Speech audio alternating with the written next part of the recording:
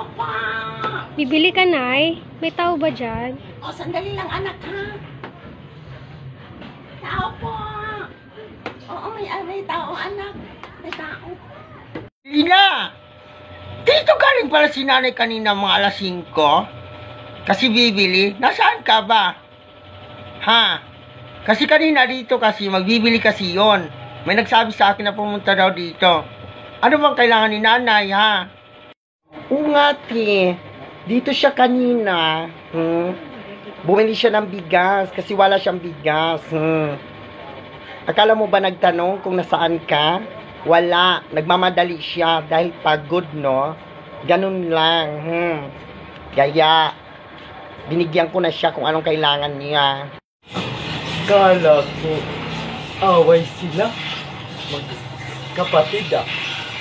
Hindi tala nanay ang ano eh. Sabi na akong maapiki na pagkaanin ba.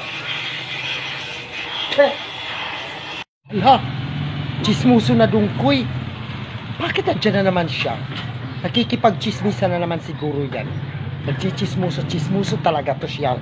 Nakakainis.